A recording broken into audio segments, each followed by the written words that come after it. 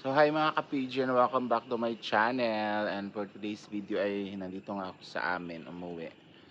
Galing kami sa Zamboanga kagabi, ay kahapon. And then pagbalik, nagbababa na ako dito sa amin dahil may importante akong gagawin dito habang nag-aantay ako ng sahod ko. So kakape muna tayo kasi kagising, napagod ako sa biyahe.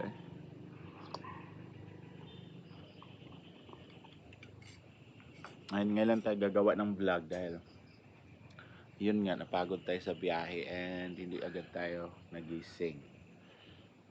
And nandito nga si Food Rappel sa Rayharay Bader. Oh, ganda ng ano niya posisyon. So umuwi ako dito. Mga anong oras na kami nakarating, mga mag-11 na. Tapos maulan. Madulas yung kalsada. Tingnan nyo. Yan. Madulas dito sa amin and may tuba pala kami guys. So ito yung ginagawa namin suka dito. Kaya nga ako umuwi dahil may ipapagawa tayo dito sa bahay. Ito pala yung niyog na nagbibigay ng tuba sa amin. Oh. Mag-iisa lang yan. So ito yung dahilan ba't ako umuwi guys. Ito tawag no, finishing ko to kasi ano na siya. Tingnan mo rin yung taas. Oh. Pakita ko sa inyo. Naglindol guys. Nagkalaglagan ayan. Ayan. So delikado na yan kasi ito nag-crack na talaga hanggang dito Nag-crack na siya. Ayan hanggang dyan. So kailangan na siyang finishing pati yung dyan sa baba may mga crack na rin. So ito lilinisin na to dito, natanggalin kasi nga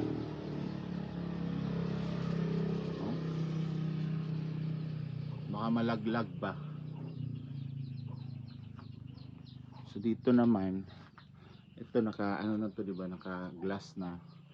So yan na lang, mag-ipon pa tayo para maging glass din yan.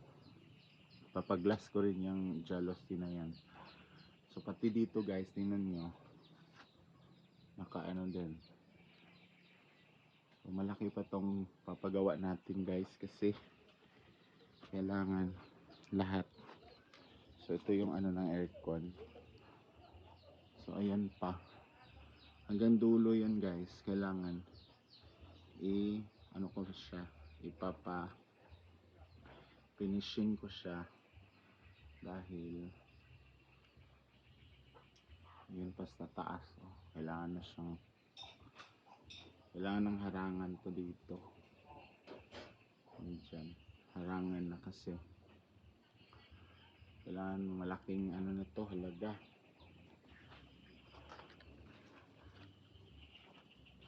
Pati doon sa may CR, ganyan din ang gagawin. Yan din.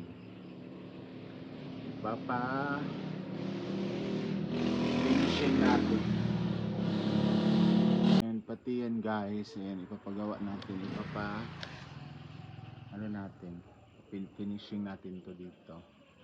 I don't know paano tong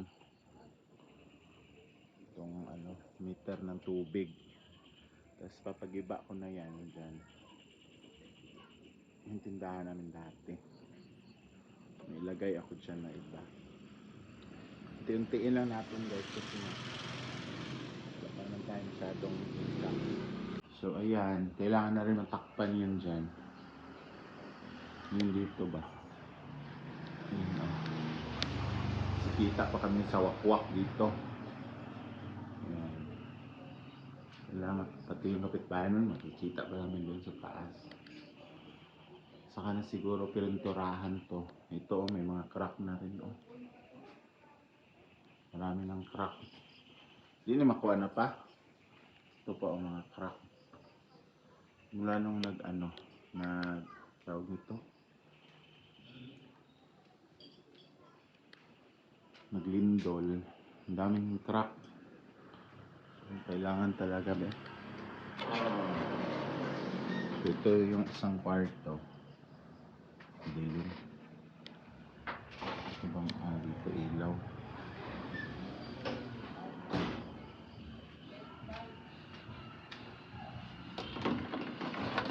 Tapos ito yung aircon na kwarto.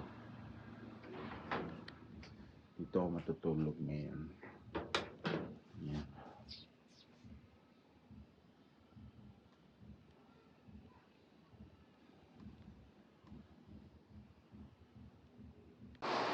So, ayan na nga guys, nandito tayo sa bahay namin and kakain na tayo ng hapunan. Ayaw pa nila kumain kaya kain na ako.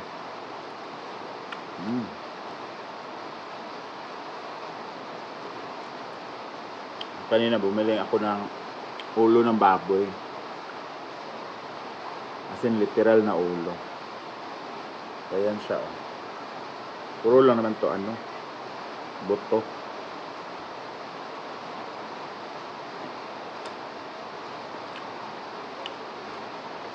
Masarap yung sabaw pag tag-ulan na naman kasi.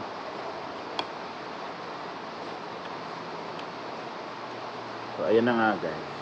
Kaya tayo umuwi dito dahil magpapagawa tayo ng bahay. Hindi naman siya papagawa. Magpapa-finishing unti-unti.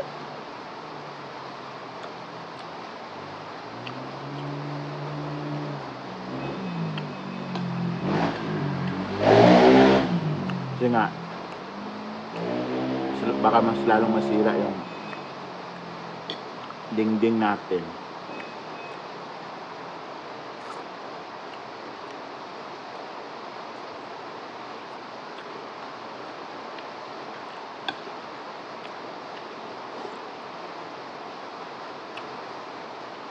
Sarap ng sabaw, maanghang.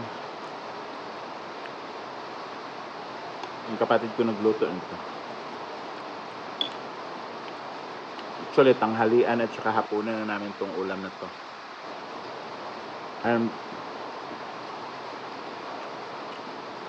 nabayaran ko lang sa buong ulo.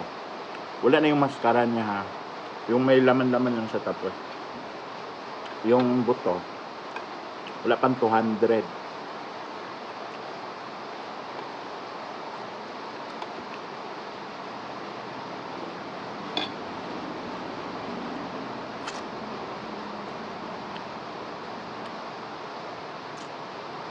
Pagsabaw talaga mas gusto kong ulo ng baboy. Kasi hindi siya nakakasuya kainin.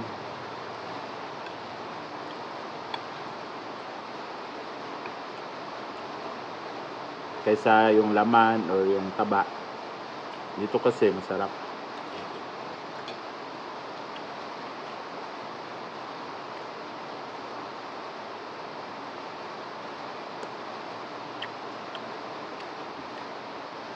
Mas masarap dito yung utak niya, sarap. Kaso lang nahalo na.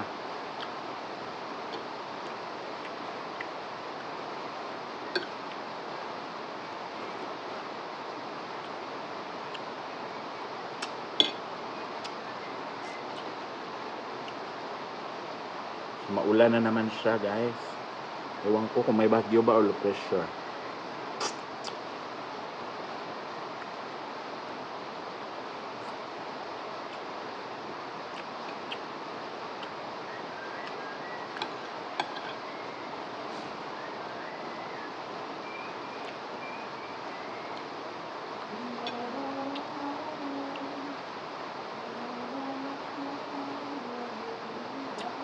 Diba?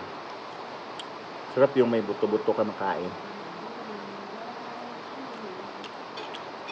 Hindi ka naman lugi sa ulo ng baboy kasi marami pa talaga siya mga laman-laman.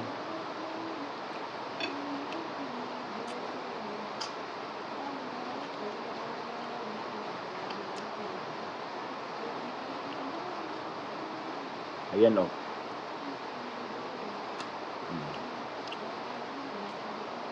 Diba? At least may ngat-ngatin ka. Ito na part yata yung may mata.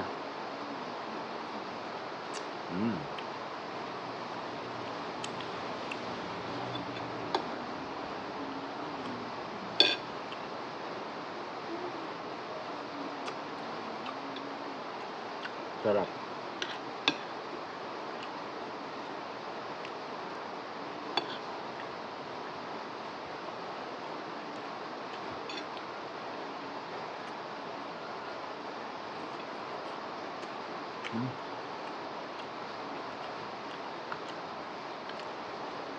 So bukas, Monday,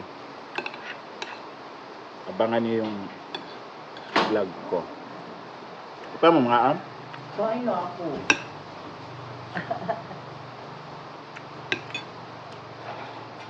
Pipuntahan ko yung puntod nanay ko kasi natumbahan daw ng alas 3. Kaya yun naman yung i-vlog natin. So ito yung mata, oh. Hindi natin kainin yan. Kaya natin yung sa aso.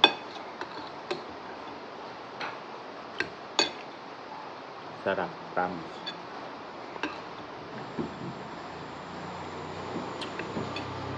So ayan, kunting rice lang tayo kasi gabi na. Oh, ang dami niyang buto, di ba?